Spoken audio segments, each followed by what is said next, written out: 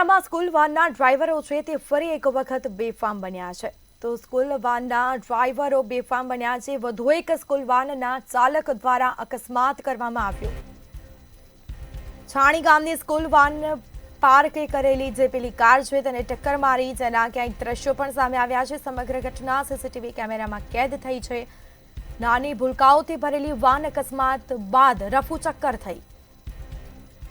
સદનસીબે કોઈ જાનહાનિ થઈ નથી, પરંતુ મોટી દુર્ઘટના થતા ટળી છે। ક્યારે લેવાશે સ્કૂલ વાહનોના આ બેફામ ડ્રાઈવરો સામે પગલાં, તે મોટો સવાલ ઉઠી રહ્યો છે। મારુતિ નંદન સોસાયટીના રહેવાસીઓમાં સુરક્ષા અંગે એક ચિંતા જોવા મળી છે। ડ્રાઈવરોના બેફામ વલણ સામે પોલીસ, સ્કૂલ પ્રશાસન કેમ ચૂપ છે, તે પણ એક મોટો સવાલ ઉઠી રહ્યો છે।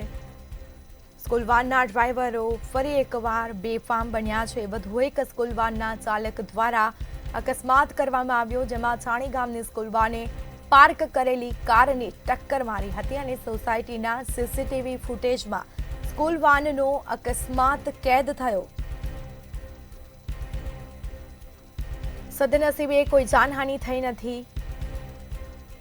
નાની ભૂલકાઓથી ભરેલી આ વાન અકસ્માત બાદ રફુચક્કર થઈ। તો આ દ્રશ્યો ક્યાંક સામે આવ્યા છે અને વાનમાં બાળકો પણ ક્યાંક સવાર જોવા મળી રહ્યા છે। કોઈ મોટી દુર્ઘટના સર્જાઈ હોત તો જવાબદાર કોણ, તે પણ એક મોટો સવાલ।